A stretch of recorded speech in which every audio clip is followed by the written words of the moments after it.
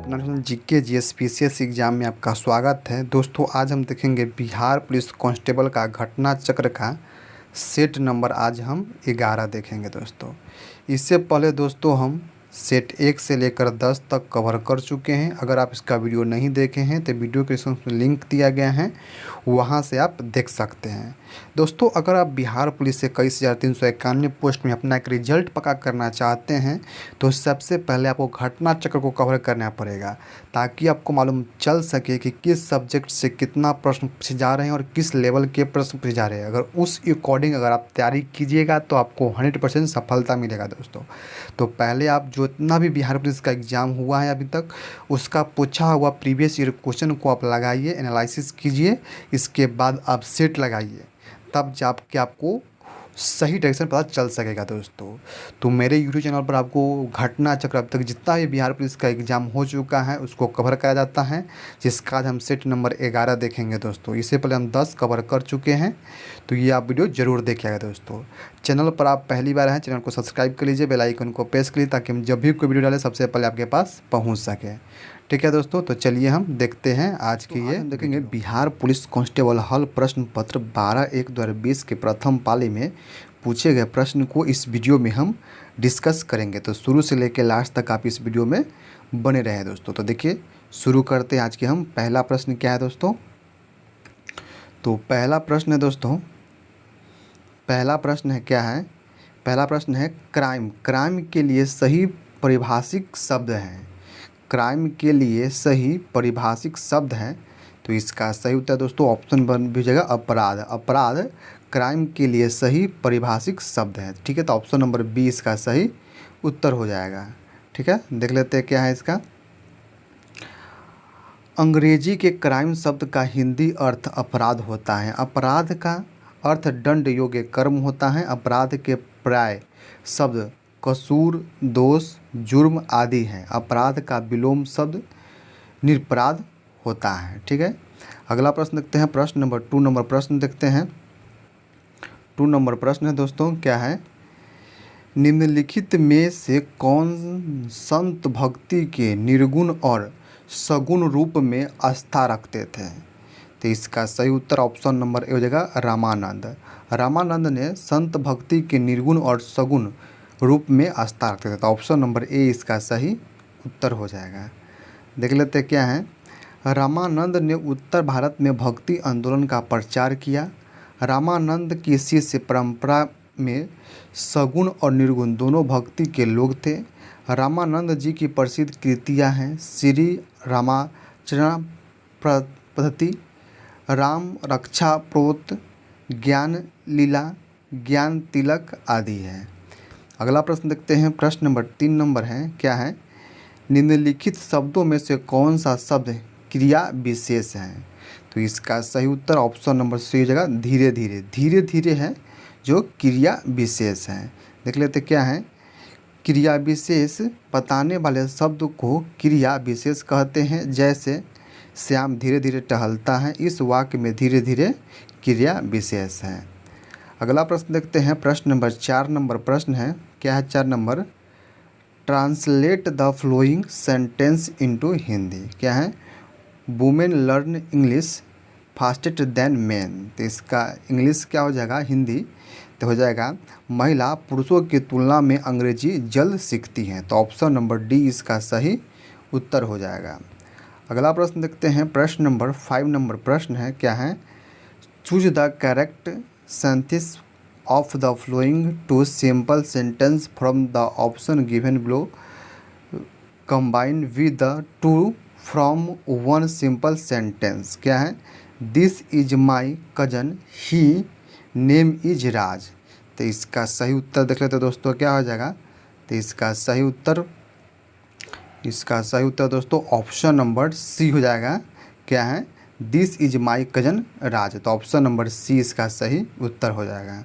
अगला प्रश्न देखते हैं, प्रश्न नंबर 6 नंबर प्रश्न है क्या है, choose the correct assertive from of the flowing sentence from the option given below, can soul I ever forget you. तो इसका सही उत्तर दोस्तों ऑप्शन नंबर बजेगा I shall never forget you. तो ऑप्शन नंबर बी इसका सही उत्तर हो जाएगा। 7 नंबर प्रश्न होगा दोस्तों। 7 नंबर प्रश्न है from a new word from of the following word by using an appropriative fixing out of the prefix given below ability. ठीक है, तो इसका सही उत्तर ऑप्शन नंबर हो जाएगा इन ऑप्शन नंबर ए इसका सही उत्तर हो जाएगा। ठीक है, अगला प्रश्न देखते हैं। प्रश्न नंबर 8 नंबर प्रश्न है क्या है choose the correct indirect speech of the flowing sentence from the option given below. क्या है he said hurrah I have stood fast. तो इसका सही उत्तर ऑप्शन नंबर बी हो जाएगा she exclaimed with joy that she had stood fast. तो option number B इसका सही उत्तर हो जाएगा। अगला प्रश्न देखते हैं। प्रश्न नंबर 9 नंबर प्रश्न होगा। क्या है 9 नंबर प्रश्न? 9 नंबर प्रश्न है choose the correct passive form of the flowing sentence. क्या है 1 शुल्ड कीप वंस प्रोमिस। तो इसका सही उत्तर ऑप्शन नंबर सी हो जाएगा प्रोमिस शुल्ड बी केप्ट। तो ऑप्शन नंबर सी इसका सही उत्तर हो जाएगा। अगला प्रश्न देखते हैं। प्रश्न नंबर 10 नंबर प्रश्न है। 10 नंबर प्रश्न क्या है चाचा संज्ञा के विशेषण शब्द बनेगा। तो इसका सही उत्तर ऑप्शन नंबर बी हो जाएगा चचेरा। तो ऑप्शन नंबर बी इसका सही उत्तर हो जाएगा। चाचा संज्ञा शब्द है जिससे बनने वाला विशेषण शब्द चचेरा होगा। अगला प्रश्न है। प्रश्न नंबर 11 नंबर प्रश्न है क्या है निम्नलिखित में से कौन कवि छायावादी युग के हैं। तो छायावादी युग के कवि कौन सा है? तो इसका सही उत्तर ऑप्शन नंबर डी होगा सूर्यकांत त्रिपाठी निराला। तो ऑप्शन नंबर डी इसका सही उत्तर हो जाएगा। क्या है सूर्यकांत त्रिपाठी निराला छायावादी युग के कवि हैं। इनकी प्रसिद्ध रचनाएं हैं अनामिका, तुलसीदास, राम की शक्ति पूजा, सरोज, स्मृति, अप्सरा, अलका, प्रभावती, लिली, चतुरी, चमार आदि हैं। अगला प्रश्न देखते हैं। प्रश्न नंबर 12 नंबर है क्या है निम्नलिखित में से कर्मवाच्य वाक्य का चयन कीजिए। तो इसका सही उत्तर ऑप्शन नंबर बी होगा ईश्वर द्वारा हमारी रक्षा की जाती है। तो ऑप्शन नंबर बी इसका सही उत्तर हो जाएगा। क्या देख लेते हैं जिस वाक्य में क्रिया कर्म के अनुसार हो उसे कर्मवाच्य कहते हैं। कर्मवाच्य सदैव सकर्मक क्रिया में ही होती है जैसे ईश्वर द्वारा हमारी रक्षा की जाती है। अगला प्रश्न देखते हैं। प्रश्न नंबर 13 नंबर प्रश्न है क्या है since the key are with my mother I dot your money. तो इसका सही उत्तर ऑप्शन नंबर हो जाएगा कैन नॉट लैंड। तो ऑप्शन नंबर ए इसका सही उत्तर हो जाएगा। अगला प्रश्न देखते हैं। प्रश्न नंबर 14 नंबर प्रश्न है। 14 नंबर प्रश्न क्या है 14 नंबर प्रश्न है चूज द करेक्ट ऑप्शन। ठीक है, तो formal register are often used to create a stone of a objective. तो इसका सही उत्तर ऑप्शन नंबर ए हो जाएगा कैरेक्टर्स। ऑप्शन नंबर बी इसका सही हो जाएगा कैरेक्टर्स। अगला प्रश्न देखते हैं। प्रश्न नंबर 15 नंबर प्रश्न होगा क्या है निम्नलिखित में से कौन सी रचना विष्णु प्रभाकर जी की नहीं है। निम्नलिखित में से कौन सी रचना विष्णु प्रभाकर जी की नहीं है। तो इसका सही उत्तर ऑप्शन नंबर सी बादलों के पार। बादलों के पार। तो ऑप्शन नंबर सी इसका सही उत्तर हो जाएगा। क्या है अबारा मसीहा अर्ध नागेश्वर तथा प्रकाश की परछाई विष्णु प्रभाकर की रचनाएं हैं जबकि बादलों की पार की रचना हरि कृष्ण प्रेम जी की है। ठीक है, अगला प्रश्न देखते हैं। प्रश्न नंबर 16 नंबर प्रश्न है क्या है चंद्रधर शर्मा गुलेरी की कहानी उसने कहा था कि नायक का नाम क्या था। तो इसका सही उत्तर ऑप्शन नंबर बी लहना सिंह। तो ऑप्शन नंबर बी इसका सही उत्तर हो जाएगा। देख लेते क्या है चंद्रधर शर्मा गुलेरी की कहानी उसने कहा था कि प्रकाशन 1915 ईस्वी में हुआ। यह कहानी प्रथम विश्व युद्ध पर आधारित है। इस कहानी के नायक लहना सिंह हैं। अगला प्रश्न देखते हैं। प्रश्न नंबर 17 नंबर प्रश्न है क्या है निम्नलिखित में से एनार्कथ शब्द क्या है। तो इसको पढ़ लेते हैं दोस्तों। क्या है कल, कल के एनाकर्त शब्द बीता हुआ समय, दिन, आने वाला समय, दिन, चैन, आराम इत्यादि है। निशा के अनेकार्थक शब्द होता है रात्रि, हल्दी आदि होता है। अवधि के अनर्थक शब्द होता है समय, काल, सीमा इत्यादि होता है। व्याधि के अनर्थक शब्द रोग, बीमारी, शारीरिक कष्ट इत्यादि है। इस प्रकार सभी शब्द अनर्थक शब्द हैं। ठीक है, अगला प्रश्न देखते हैं। प्रश्न नंबर 18 नंबर प्रश्न है, क्या है? Choose the correct option from the underlined phrase from of the words given below. क्या है? The I was discovered that young man was over head and eyes in love with her. तो इसका सही उत्तर ऑप्शन नंबर हो जाएगा completely. Completely option number ए हो जाएगा कम्प्लीटली, तो ऑप्शन नंबर ए इसका सही उत्तर हो जाएगा। ठीक है, अगला प्रश्न देखते हैं। प्रश्न नंबर 19 नंबर प्रश्न होगा। 19 नंबर प्रश्न क्या है? Fill in the blanks with operative answer. ठीक है, तो Sohan said that it a better to dot dot in present. ठीक है, तो इसका सही उत्तर ऑप्शन नंबर डी दीजिएगा लिव। ऑप्शन नंबर डी इसका सही उत्तर हो जाएगा। ठीक है, अगला प्रश्न देखते हैं। प्रश्न नंबर 20 नंबर प्रश्न है, देवासुर में कौन सा समास है? देवासुर में कौन सा समास है? तो इसका सही उत्तर ऑप्शन नंबर बी जगह द्वंद्व, द्वंद्व समास है, तो ऑप्शन नंबर बी इसका सही उत्तर हो जाएगा। क्या है देख लेते हैं। देवासुर में द्वंद्व समास है। द्वंद्व समास में सभी पद प्रधान होते हैं। द्वंद्व समाज के 3 भेद हैं, इतरेत द्वंद्व, समाहार द्वंद्व और विकल्प द्वंद्व। ठीक है, प्रश्न नंबर 21 देखते हैं दोस्तों। प्रश्न नंबर 21 क्या है? कौटिल्य के अर्थशास्त्र के अनुसार निम्नलिखित में से कौन राज्य की करों की वसूली के लिए जिम्मेदार था? ठीक है, तो इसका सही उत्तर ऑप्शन नंबर ए जगह समाहर्ता। समाहर्ता, तो ऑप्शन नंबर ए इसका सही उत्तर हो जाएगा। देख लेते हैं क्या है। समाहर्ता राज्यों के करों की वसूली के लिए जिम्मेदार था। कौटिल्य के अर्थशास्त्र में मौर्यकालीन प्रशासन की जानकारी दी गई है। इसके अनुसार केंद्रीय प्रशासन का प्रत्येक विभाग तीर्थ कहलाता था। समयांता तीर्थों की संख्या 18 थी। अगर अगला प्रश्न देखते हैं। प्रश्न नंबर 22 नंबर क्या है? निम्नलिखित में से किसका सही मेल नहीं है? औद्योगिक क्षेत्र और देश। ओसाका जापान सही है। लंकाशायर ब्रिटेन सही है। सेलम भारत सही है। बर्किंघम फ्रांस ये गलत है, तो ऑप्शन नंबर डी इसका सही उत्तर हो जाएगा। देख लेते हैं क्या है। बर्किंघम औद्योगिक क्षेत्र यूके यूनाइटेड किंगडम में है, जो लौह अयस्क इस्पात के लिए प्रसिद्ध है। सेलम भारत के तमिलनाडु राज्य में स्थित है, जो लौह इस्पात उद्योग के लिए प्रसिद्ध है। ओसाका टेक्सटाइल्स के लिए विशेष सूती वस्त्र उद्योग हेतु प्रसिद्ध है। और लखनऊ शहर कपड़ा उद्योग के लिए प्रसिद्ध है। अगला प्रश्न देखते हैं। प्रश्न नंबर 23 नंबर प्रश्न क्या है? सत्यशोधक समाज की स्थापना हुई थी, तो कब हुआ था? सत्यशोधक समाज की स्थापना हुआ था 1873 में, तो ऑप्शन नंबर ए इसका सही उत्तर हो जाएगा। सत्यशोधक समाज की स्थापना ज्योतिबा फूले के द्वारा 1873 ईस्वी में किया गया था, जो दलित और निम्न जातियों के कल्याण से संबंधित एक आंदोलन था।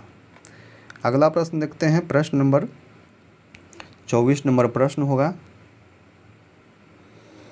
24 नंबर प्रश्न है, संविधान के किस अनुच्छेद में धन विधेयक को परिभाषित किया गया है? तो इसका सही उत्तर ऑप्शन नंबर बी जगह अनुच्छेद 110 के ए में, तो ऑप्शन नंबर बी इसका सही उत्तर हो जाएगा। देख लेते हैं क्या है। भारतीय संविधान के अनुच्छेद 110 में धन विधेयक को परिभाषित किया गया है। केंद्र सरकार से संबंधित धन विधेयक को संसद के निम्न सदन मतलब लोकसभा में सर्वप्रथम प्रस्तुत किया जाता है, जिसे राज्यसभा अधिकतम 14 दिनों तक रोक सकती है। धन्यवाद है कि धन विधेयक को प्रमाणित करने की शक्ति लोकसभा अध्यक्ष के पास है। प्रश्न नंबर 25 देखते हैं दोस्तों क्या है। 25 नंबर प्रश्न है, इकाई संतुलित बजट गुणांक का तात्पर्य यह है कि करों में रुपए की वृद्धि से आय क्या होता है? तो आय 1 रुपये से बढ़ेगी, तो ऑप्शन नंबर सी इसका सही उत्तर हो जाएगा। देख लेते क्या है। इकाई संतुलन बजट गुणांक का अर्थ होता है कि करों में रुपये की वृद्धि के कारण राष्ट्रीय आय भी 1 रुपये से बढ़ेगी। अगला प्रश्न है प्रश्न नंबर 26 नंबर प्रश्न क्या है। निम्नलिखित में से कौन युग्म गलत सुमेलित हैं? तो इसका सही उत्तर ऑप्शन नंबर सी का नाना साहेब अवध से, ये गलत है। नाना साहब कानपुर से था, ठीक है। मतलब कुंवर सिंह बिहार सही है, लक्ष्मीबाई लाछा सही है, मौलवी अहमदुल्ला फैजाबाद सही है, जब ऑप्शन नंबर सी नाना साहब गलत है। देख लेते हैं, दिए गए विकल्पों में ऑप्शन सी असुमेलित हैं क्योंकि नाना साहेब कानपुर से 1857 के विद्रोह का नेतृत्व किया था, ठीक है। अगला प्रश्न देखते हैं, प्रश्न नंबर 27 नंबर प्रश्न क्या है? स्वामी दयानंद के विचार जिस पुस्तक में प्रकाशित है उस पुस्तक का नाम क्या है? तो इसका सही उत्तर ऑप्शन नंबर हो जाएगा सत्यार्थ प्रकाश। तो ऑप्शन नंबर डी इसका सही उत्तर हो जाएगा। देख लेते हैं क्या है। सत्यार्थ प्रकाश नामक पुस्तक के लेखक स्वामी दयानंद सरस्वती हैं, जिसमें इनके विचार दिए गए हैं। दयानंद सरस्वती ने आर्य समाज की स्थापना किया था। अगला प्रश्न देखते हैं, प्रश्न नंबर 28 नंबर है, क्या है? 2001 से 2011 के दशक में भारत के निम्नलिखित राज्यों में से किसमें सर्वाधिक जनसंख्या वृद्धि दर है? तो इसका सही उत्तर ऑप्शन नंबर सी हो जाएगा मेघालय। मेघालय राज्य में, तो ऑप्शन नंबर सी इसका सही उत्तर हो जाएगा। दिए गए विकल्प 2001 से 2011 के दशक में सर्वाधिक जनसंख्या वृद्धि मेघालय राज्य में हुआ था। अगला प्रश्न देखते हैं, प्रश्न नंबर 29 नंबर प्रश्न है, क्या है? 2011 के अंतिम आंकड़ों के अनुसार बिहार में वह जिला जहां वर्ष 2001 से 11 की अवधि में सर्वाधिक दशकीय जनसंख्या वृद्धि दर अंकित की गई है, तो वह कौन सा है?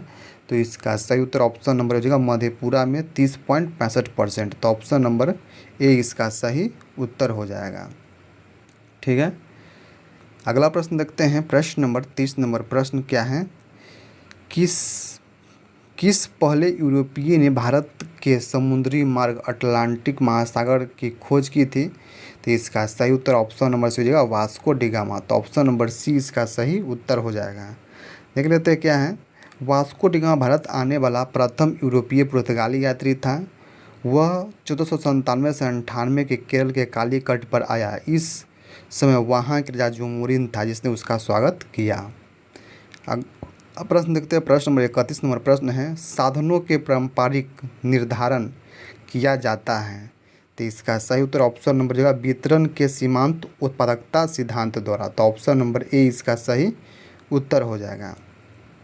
अगला प्रश्न देखते हैं, प्रश्न नंबर 32 नंबर है, पूर्ण रोजगार प्राप्ति हेतु प्रभावपूर्ण मांग की कमी को जिस उपाय द्वारा दूर किया जा सकता है वह है, तो वह क्या है?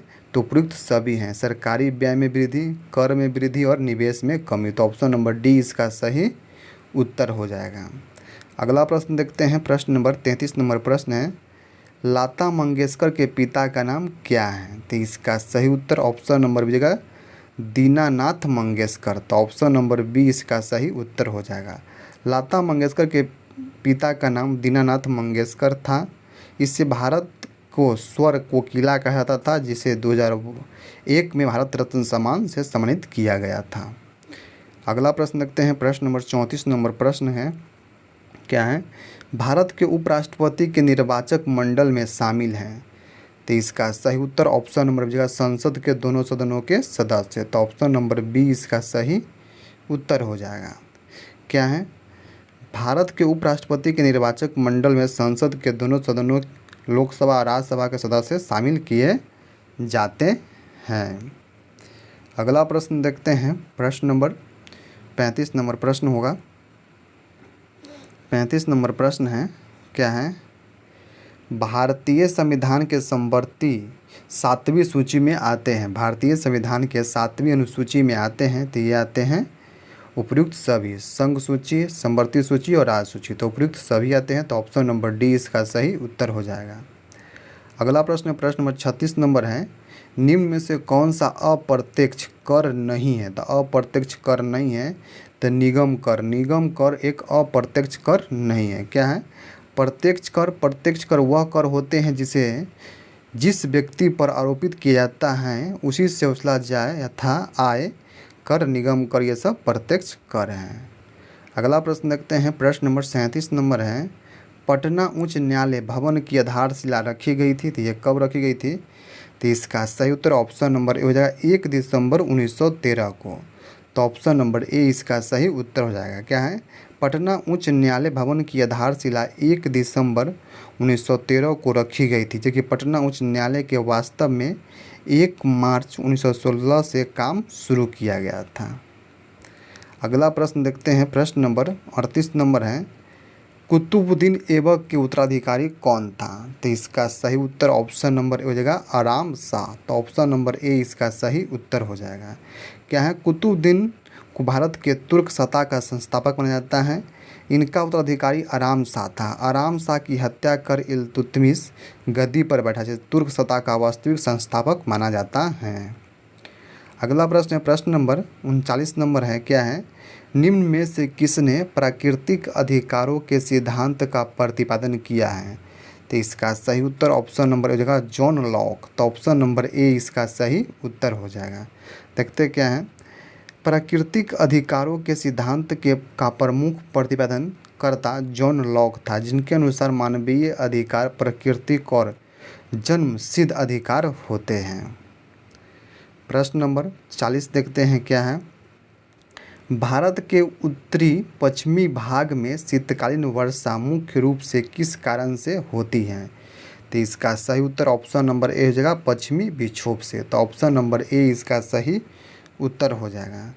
क्या है? भारत के उत्तरी पश्चिमी भाग में शीतकालीन वर्षा मुख्य कारण है पश्चिमी विक्षोभ। अगला प्रश्न देखते हैं, प्रश्न नंबर 41 नंबर होगा, क्या है? फूलों के संवर्धन के विज्ञान को क्या कहते हैं? तो इसे क्या कहते हैं? तो फ्लोरिकल्चर कहते हैं। ऑप्शन नंबर सी इसका सही उत्तर हो जाएगा। प्रश्न नंबर 42 नंबर है, निम्न में से कौन नकारात्मक स्वतंत्रता के प्रतिपादक थे? तो इसका सही उत्तर ऑप्शन नंबर सी होगा बर्लिन। तो ऑप्शन नंबर सी इसका सही उत्तर हो जाएगा। प्रश्न नंबर 43 नंबर देखते हैं, इंग्लैंड में किस वर्ष ग्लोरियस रेवोल्यूशन गौरवशाली क्रांति हुआ था? तो ये हुआ था 1688 में। तो ऑप्शन नंबर सी इसका सही उत्तर हो जाएगा। देख लेते क्या है, इंग्लैंड में ग्लोरियस रेवोल्यूशन गौरवशाली क्रांति 1688-89 में हुआ। यह एक राजनीतिक शांतिपूर्ण क्रांति जिसमें ब्रिटिश सम्राट जेम्स द्वितीय की पदच्युत किया गया, अतः इसे रक्तहीन क्रांति कहा जाता है। प्रश्न नंबर 44 है, क्या है? भारत के प्रथम उप प्रधानमंत्री कौन थे? तो इसका सही उत्तर ऑप्शन नंबर होगा सरदार वल्लभ भाई पटेल। तो ऑप्शन नंबर सी इसका सही उत्तर हो जाएगा। देख लेते हैं क्या है, भारत के प्रथम उप प्रधानमंत्री सरदार वल्लभ भाई पटेल थे। उप प्रधानमंत्री का पद संवैधानिक पद नहीं होता है। अगला प्रश्न देखते हैं, प्रश्न नंबर 45 नंबर है, नीचे लिखे अक्षांशों में से भारत का मुख्य भूमि का अक्षांश है तो ये कितना है? तो यह है 8 डिग्री 4 मिनट और 37 डिग्री 6 मिनट। तो ऑप्शन नंबर ए इसका सही उत्तर हो जाएगा। देख लेते हैं क्या है, भारत भौगोलिक रूप से उत्तरी गोलार्ध में स्थित है। भौगोलिक दृष्टि से भारत का विस्तार 8 डिग्री 4 मिनट से लेकर 37 डिग्री 6 मिनट उत्तरी अक्षांश है और 68 डिग्री 7 मिनट से लेकर 97 डिग्री 25 मिनट पूर्वी देशांतर के बीच है। अगला प्रश्न देखते हैं, प्रश्न नंबर 46 नंबर है, क्या है? मेहरुनिसा परवेज को निम्नलिखित में से किस सम्मान से सम्मानित किया गया? तो इसका सही उत्तर ऑप्शन नंबर सी होगा पद्म श्री से। तो ऑप्शन नंबर सी इसका सही उत्तर हो जाएगा। अगला प्रश्न देखते हैं, प्रश्न नंबर 47 नंबर, क्या है? निम्न में से कौन एक प्रथम उपभोक्ता है? तो इसका सही उत्तर दोस्तों ऑप्शन नंबर बी हिरन। हिरन एक प्राथमिक उपभोक्ता है। तो ऑप्शन नंबर बी इसका सही उत्तर हो जाएगा। प्रश्न नंबर 48 देखते हैं दोस्तों। प्रश्न नंबर 48 देखते हैं, क्या है?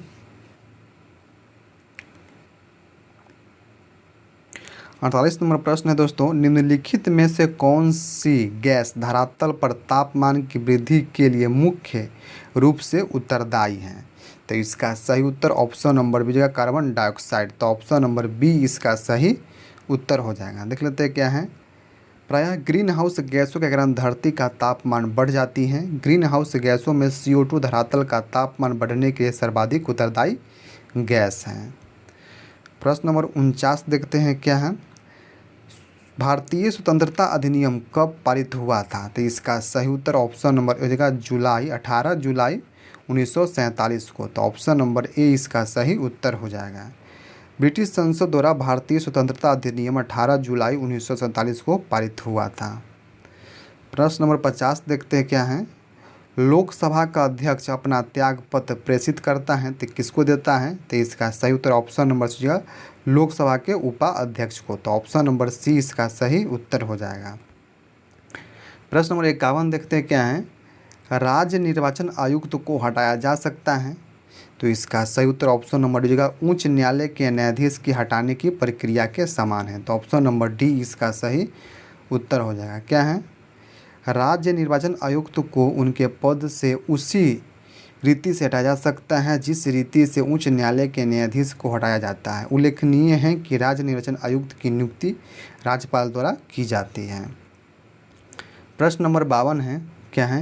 यूरोप के किस प्रथम वैज्ञानिक ने खोज की कि पृथ्वी सूर्य का चक्कर लगाती है, तो इसका सही उत्तर ऑप्शन नंबर ए हो जाएगा, कोपरनिकस। तो ऑप्शन नंबर ए इसका सही उत्तर हो जाएगा।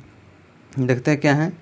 सर्वप्रथम यूरोपीय वैज्ञानिक कोपरनिकस ने यह बताया कि पृथ्वी सहित सभी ग्रह सूर्य को चक्कर लगाते हैं। इससे पूर्व यूरोप में प्रचलित था कि सूर्य पृथ्वी का चक्कर लगाता है। अगला प्रश्न देखते हैं। प्रश्न नंबर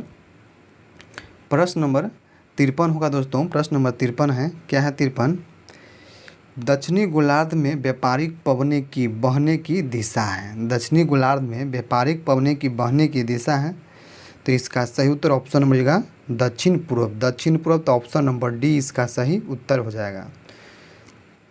अगला प्रश्न देखते हैं। प्रश्न नंबर 54 नंबर प्रश्न है। निम्नलिखित में से कौन से जिले सिंदूर फैक्ट्री स्थित है। निम्नलिखित में से कौन से जिले में सिंदूर की फैक्ट्री स्थित है, तो इसका सही उत्तर ऑप्शन नंबर डी जाएगा लखीसराय में। तो ऑप्शन नंबर डी इसका सही उत्तर हो जाएगा। प्रश्न नंबर 55 देखते हैं क्या है। फ्रांस में पेरिस क्यूमीन की स्थापना कब हुआ था, तो इसका सही उत्तर ऑप्शन नंबर सी होगा 1871 ईस्वी में। तो ऑप्शन नंबर सी इसका सही उत्तर हो जाएगा। फ्रांस के पेरिस क्यूमीन की स्थापना 1871 में हुई है। क्यूमीन का अर्थ एक साथ रहने वाले लोगों का समुदाय होता है। प्रश्न नंबर 56 देखते हैं क्या है। गांधी सागर बांध निम्न में से किसका हिस्सा है, तो इसका सही उत्तर ऑप्शन नंबर ए हो जाएगा चंबल परियोजना का। तो ऑप्शन नंबर ए इसका सही उत्तर हो जाएगा। देख लेते हैं क्या है। चंबल परियोजना मध्य प्रदेश और राजस्थान की संयुक्त परियोजना है, जिसके अंतर्गत मध्य प्रदेश में चंबल नदी पर गांधी सागर बांध का निर्माण किया गया। इसके साथ राजस्थान में राणा प्रताप सागर बांध और जवाहर सागर बांध का निर्माण किया गया है। अगला प्रश्न प्रश्न नंबर 57 नंबर है। वर्ष 2011 के जनगणना के अनुसार भारत में लिंगानुपात हैं, तो ये कितना है, तो ऑप्शन नंबर है 9 से 43। 1000 पुरुष पर 9 से 43 महिला है। ठीक है, तो ऑप्शन नंबर ए इसका सही उत्तर हो जाएगा। ठीक है, क्या है। लिंगानुपात का तात्पर्य है कि 1000 पुरुष पर महिलाओं की संख्या से है। वर्ष 2011 की जनगणना के अनुसार भारत का लिंगानुपात 9 से 43 है। वर्ष 2011 से 2001 की जनगणना के तुलना में लिंगानुपात में 10 अंक की वृद्धि हुई थी। अगला प्रश्न प्रश्न नंबर 58 नंबर है। भारत के रथ मंदिरों का निर्माता थे, तो इसका सही उत्तर ऑप्शन नंबर सी है पल्लव द्वारा। तो ऑप्शन नंबर सी इसका सही उत्तर हो जाएगा। ठीक है, देख लेते हैं। दक्षिण भारत में पल्लव शासकों द्वारा रथ मंदिर का निर्माण किया गया, जिसकी कुल संख्या 7 होने के कारण इसे रथ मंदिर में सप्त पैगोडा के नाम से भी जाना जाता है। अधिकतर रथ मंदिरों का निर्माण नरसिंह वर्मन प्रथम और नरसिंह वर्मन द्वितीय द्वारा करवाया गया था। प्रश्न नंबर 59 देखते हैं क्या है। इंटरनेशनल नर्स डे मनाया जाता है, तो इंटरनेशनल नर्स डे मनाया जाता है, ये कब मनाया जाता है, तो 12 मई को। तो ऑप्शन नंबर डी इसका सही उत्तर हो जाएगा। प्रश्न नंबर 60 देखते हैं क्या है। मंत्रिपरिषद लोकसभा के प्रति सामूहिक रूप से उत्तरदायी होगी, यह वर्णन कितना में है, तो यह है अनुच्छेद 75 के 3 में। तो ऑप्शन नंबर सी इसका सही उत्तर हो जाएगा। देख लेते क्या है। भारतीय संसदीय व्यवस्था में मंत्रिपरिषद के सामूहिक उत्तरदायित्व का सिद्धांत प्रचलित है। संविधान के अनुच्छेद 75 के 3 के अनुसार मंत्रिपरिषद सामूहिक रूप से लोकसभा मतलब निम्न सदन के प्रति उत्तरदायी होता है। प्रश्न नंबर 61 देखते हैं क्या है। किन दो भौतिक राशियों के मात्रक समान होता है, तो इसका सही उत्तर ऑप्शन नंबर सी है चाल और वेग। चाल और वेग के भौतिक राशियों के मात्रक समान होता है, तो ऑप्शन नंबर सी इसका सही उत्तर हो जाएगा। ठीक है, क्या है, दिए गए विकल्पों में वेग और चाल दोनों का मात्रक मीटर पर सेकेंड होता है, अतः दोनों के मात्रक समान है, लेकिन वेग एक सदिश राशि है जबकि चाल एक अदिश राशि है। अगला प्रश्न, प्रश्न नंबर 62 नंबर है, एक समान गति वाले वेग समय आलेख का ढाल होता है, तो ये क्या होता है, ये शून्य होता है। तो ऑप्शन नंबर ए इसका सही हो जाएगा। एक समान गति वाले वेग समय आलेख का ढाल शून्य होता है। अगला प्रश्न देखते हैं, प्रश्न नंबर 63 नंबर प्रश्न है, क्या है, मानव में ध्वनि उत्पन्न होता है, तो मानव में ध्वनि उत्पन्न होता है तो ये होता है कंठ द्वारा। तो ऑप्शन नंबर बी इसका सही उत्तर हो जाएगा। अगला प्रश्न, प्रश्न नंबर 64 नंबर है, CO2 में कार्बन की संकरण व्यवस्था क्या होती है, तो इसका सही उत्तर ऑप्शन नंबर हो जाएगा SP होता है। तो ऑप्शन नंबर ए इसका सही उत्तर हो जाएगा। CO2 में कार्बन की संकरण व्यवस्था SP प्रकार की होती है। अगला प्रश्न देखते हैं, प्रश्न नंबर 65 नंबर है, क्या है, 65 नंबर प्रश्न है, जब उपर्युक्त आवृत्ति का प्रकाश किसी धातु पृष्ठ पर पड़ता है तो इलेक्ट्रॉन के उत्सर्जन की क्रिया को कहते हैं, तो ये क्या कहते हैं, प्रकाश विद्युत उत्सर्जन कहते हैं। तो ऑप्शन नंबर बी इसका सही उत्तर हो जाएगा। क्या है, प्रकाश के किसी धातु पृष्ठ पर पड़ने से इलेक्ट्रॉन के उत्सर्जन की क्रिया को प्रकाश विद्युत उत्सर्जन कहते हैं। अगला प्रश्न, प्रश्न नंबर 66 नंबर है, क्या है, निम्न में से कौन सी दवा एक पीड़ाहारी है, पीड़ाहारी है, तो इसका सही उत्तर ऑप्शन नंबर सी हो जाएगा नोबलिजन, नोबलिजन। तो ऑप्शन नंबर सी इसका सही उत्तर हो जाएगा। अगला प्रश्न है, प्रश्न नंबर 67 नंबर प्रश्न है, यदि किसी गतिशील वस्तु का द्रव्यमान आधा कर दी जाए व चाल दोगुनी कर दी जाए तो उसकी गतिज ऊर्जा क्या हो जाएगी, तो उसकी गतिज ऊर्जा दोगुनी हो जाएगी। तो ऑप्शन नंबर ए इसका सही उत्तर हो जाएगा।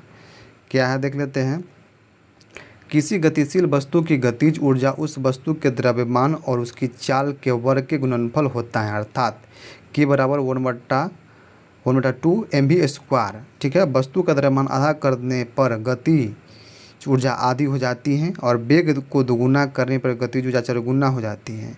इस स्थिति में दिए गए प्रश्न में उत्तर दोगुनी होगी। अगला प्रश्न है, प्रश्न नंबर 68 नंबर है, क्या है, इनमें से कौन सा जीव स्तनधारी नहीं है, कौन स्तनधारी नहीं है, तो इसका सही उत्तर ऑप्शन नंबर जो है छिपकली, छिपकली स्तनधारी नहीं है। तो ऑप्शन नंबर डी इसका सही उत्तर हो जाएगा। देख लेते क्या है, छिपकली स्तनधारी जीव नहीं है। छिपकली स्क्वामाटा गण के सरीसृप प्राणियों का एक उपवर्ग है। विश्व भर में इसकी अब तक लगभग 7000 से ज़्यादा प्रजातियां पाई जाती हैं। ये अंडे देकर प्रजनन करती हैं, जबकि स्तनधारी प्राणी जगत का एक समूह है जिसमें नवजात भ्रूण के रूप में विकसित होते हैं और ये नवजात को दूध पिलाते हैं जो इनकी स्तन ग्रंथि से निकलती हैं। उपयुक्त में से तीनों स्तनधारी जीव हैं। प्रश्न नंबर 69 देखते हैं, क्या है, निम्नलिखित में से किस अम्ल के एकत्रित होने से मांसपेशियों में थकान होती है, तो इसका सही उत्तर ऑप्शन नंबर बी जाएगा लैक्टिक अम्ल, लैक्टिक अम्ल। तो ऑप्शन नंबर बी इसका सही उत्तर हो जाएगा। क्या है, लैक्टिक अम्ल एक कार्बोक्सिलिक अम्ल है जिसका अणुसूत्र C3H6O3 होता है। इसे एकत्रित होने से थकान होता है। अगला प्रश्न देखते हैं, अगला प्रश्न है दोस्तों प्रश्न नंबर 70 नंबर प्रश्न है, क्या है, वर्गीकरण के द्विनाम पद्धति की अवधारणा किसने दिया था, तो ये दिया था लिनियस ने। तो ऑप्शन नंबर ए इसका सही उत्तर हो जाएगा। देखते हैं क्या है, वर्गीकरण के द्विनाम पद्धति की अवधारणा लिनियस ने दी थी, जिनके अनुसार जीव के नाम में वंश और जाति का नाम शामिल होता है। अगला प्रश्न, प्रश्न नंबर 71 नंबर प्रश्न है, क्या है, निम्नलिखित में से कौन सा स्वपोषी घटक नहीं है, स्वपोषी घटक नहीं है, तो इसका सही उत्तर ऑप्शन नंबर सी हो जाएगा अपघटक, अपघटक। तो ऑप्शन नंबर सी इसका सही उत्तर हो जाएगा। देख लेते हैं क्या है, स्वपोषी घटक उसे कहते हैं जो अपने भोजन का निर्माण स्वयं करते हैं, जैसे सभी हरे पेड़ पौधे, नीलहरित शैवाल तथा प्रकाश संश्लेषी जीवाणु। अतः अपघटक स्वपोषी नहीं है क्योंकि ये मृत पदार्थों को अपना पोषण प्राप्त करते हैं, जैसे कवक जीवाणु। अगला प्रश्न, प्रश्न नंबर 72 नंबर प्रश्न है, क्या है, असमान में नीला रंग होने का कारण क्या है, तो इसका सही उत्तर ऑप्शन नंबर बी का प्रकाश का प्रकीर्णन। तो ऑप्शन नंबर बी इसका सही उत्तर हो जाएगा। देखते क्या है, आकाश का नीला रंग प्रकाश के परिकिरण के कारण होता है। जब सूर्य की किरण पृथ्वी के वातावरण में प्रवेश करती हैं तो वायुमंडल के छोटे कण से टकराकर बिखर जाती हैं। छोटे कण सूरज की उन किरणों में से नीला रंग को परिवर्तित कर देते हैं। प्रकाश के नीले रंग में फैलने की क्षमता अधिक होती है क्योंकि नीले रंग का तरंगदैर्घ्य कम होती है। यही कारण है कि आकाश नीला दिखाई देता है। अगला प्रश्न है प्रश्न नंबर 73 नंबर प्रश्न है क्या है, कोशिका भित्ति डॉट कोशिका में उपस्थिति होती हैं तो क्या होती हैं, तो जंतु में। कोशिका भित्ति किस में अनुपस्थिति होती है, तो जंतु में अनुपस्थिति होता है। तो ऑप्शन नंबर 20 का सही उत्तर हो जाएगा। क्या है, कोशिका भित्ति केवल पादप, जीवाणु, कवक, शैवाल कोशिका में के बाहरी आवरण के रूप में विद्यमान होती है, लेकिन यह जंतु कोशिका में अनुपस्थित मतलब नहीं पाया जाता है। अगला प्रश्न देखते हैं प्रश्न नंबर 74 नंबर है, निम्नलिखित ऑक्साइडों के अम्लीय गुण का सही क्रम है। तो इसका सही उत्तर ऑप्शन नंबर डी हो जाएगा। N2O5 12 होगा, सबसे अम्लीय गुण इसमें होगा, इसके बाद SO2 में होगा, इसके बाद CO2 में होगा, सबसे कम CO में होगा। अगला प्रश्न देखते हैं प्रश्न नंबर 75 नंबर प्रश्न देखते हैं क्या है, यदि सरल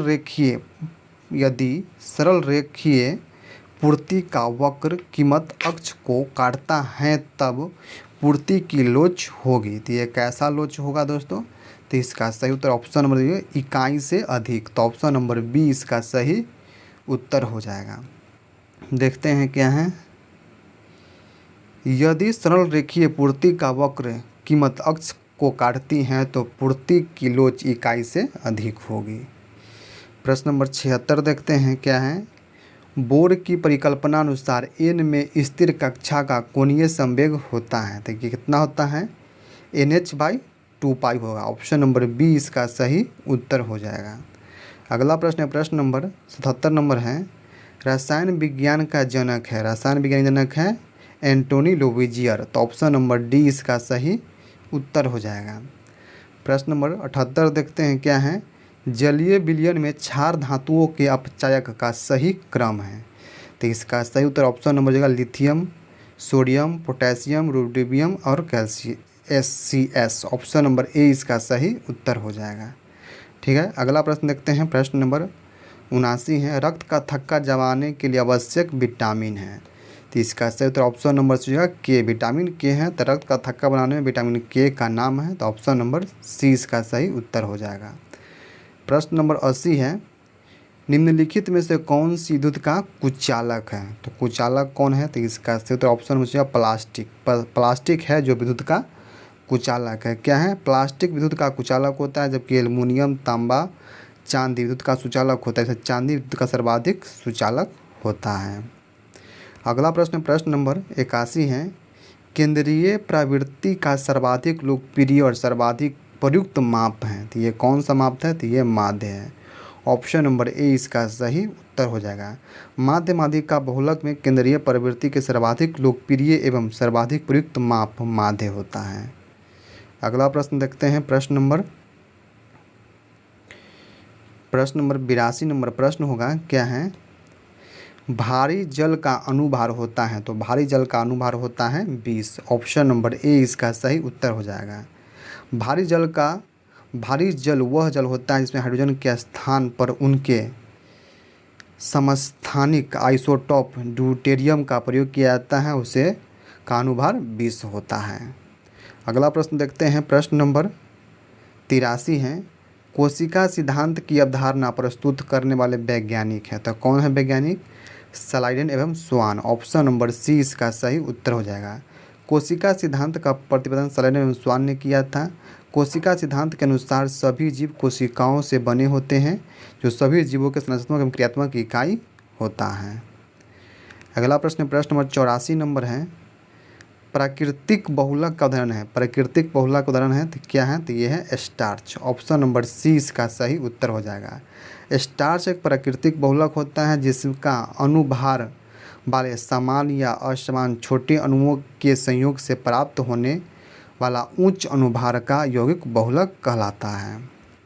प्रश्न नंबर 85 देखते हैं, एड्स एक जनित रोग है। तो क्या है, तो ये विषाणु जनित रोग है। ऑप्शन नंबर सी इसका सही उत्तर हो जाएगा।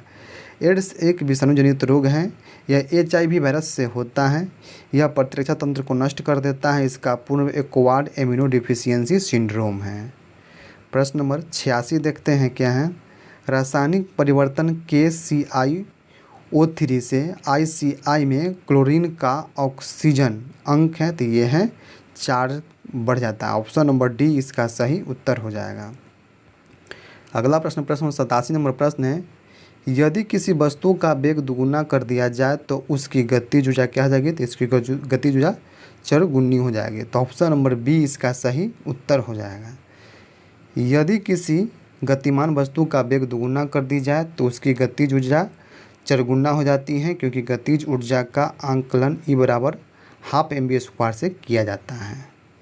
अगला प्रश्न देखते हैं। प्रश्न नंबर 88 नंबर प्रश्न है। निम्नलिखित में से कौन सा अकोशिकीय जीव है, तो इसका सही उत्तर ऑप्शन हो जाएगा विषाणु। विषाणु एक अकोशिकीय जीव होता है। अगला प्रश्न है प्रश्न नंबर 89 नंबर प्रश्न है। मोमबत्ती का जलना निम्न में से किस परिवर्तन का उदाहरण है, तो इसका सही उत्तर ऑप्शन नंबर होगा भौतिकी और रासायनिक परिवर्तन दोनों। तो ऑप्शन नंबर सी इसका सही उत्तर हो जाएगा। अगला प्रश्न प्रश्न नंबर 90 नंबर है। किस विटामिन का रासायनिक नाम साइनोकोबालामीन है, तो इसका सही उत्तर ऑप्शन नंबर डी होगा विटामिन B12। B12 के नाम साइनोकोबालामीन है। देख लेते हैं क्या है। विटामिन B12 को साइनोकोबालामीन कहते हैं। विटामिन डी का रासायनिक नाम कैल्सीफेरॉल है। विटामिन ए का रासायनिक नाम रेटिनॉल है। विटामिन बी का रासायनिक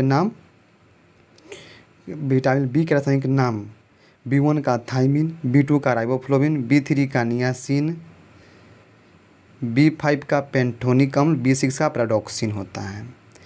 अगला प्रश्न है दोस्तों ये मैथ का प्रश्न, आप लोग स्क्रीनशॉट कर लीजिए, इसको बना लीजिएगा, ठीक है। इसका हम आंसर बता देते हैं, ठीक है। तो 91 का आंसर ऑप्शन नंबर सी 500 हो जाएगा, ठीक है। आप लोग स्क्रीनशॉट कर लीजिए, बना लीजिएगा, ठीक है। अगला प्रश्न देखते हैं। प्रश्न नंबर 92 है। 92 का सही उत्तर ऑप्शन नंबर ए हो जाएगा, ठीक है। 93 नंबर प्रश्न देखते हैं।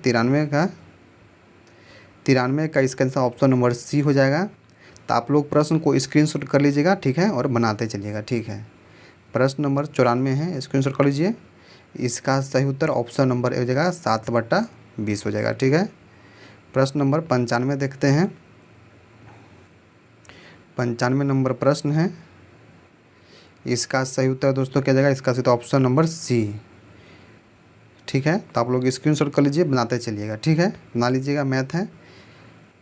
96 नंबर प्रश्न है। इसका सही उत्तर ऑप्शन नंबर ए हो जाएगा 7। 97 नंबर प्रश्न है। आप लोग स्क्रीनशॉट कर लीजिए, बना लीजिएगा। इसका सही ऑप्शन नंबर डी हो जाएगा आंसर, सही उत्तर। 98 नंबर प्रश्न देखते हैं क्या है। 98 नंबर प्रश्न है। इसका सही उत्तर ऑप्शन नंबर बी हो जाएगा 20%। 99 नंबर प्रश्न है। स्क्रीनशॉट कर लीजिए। इसका सही उत्तर ऑप्शन नंबर सी हो जाएगा 4.5 किलोमीटर। और ये है आज का लास्ट 100 नंबर प्रश्न। इसका सही उत्तर ऑप्शन नंबर बी हो जाएगा, ठीक है। तो दोस्तों ये थे 100 प्रश्न। आप लोग बताइएगा कि ये वीडियो कैसा लगा। अगला वीडियो कल अपलोड हो जाएगा दोस्तों। तो वीडियो चैनल पर आप पहली बार आए हैं, चैनल को सब्सक्राइब कर लीजिए, बेल आइकन को प्रेस करिए, ताकि हम जब भी कोई वीडियो डालें सबसे पहले आपके पास पहुंच सके दोस्तों। किसी प्रकार कोई दिक्कत हो कमेंट में अपना राय दे सकते हैं दोस्तों। चलिए हम फिर मिलते हैं किसी अनूठी शब्द। जय हिंद, जय भारत दोस्तों।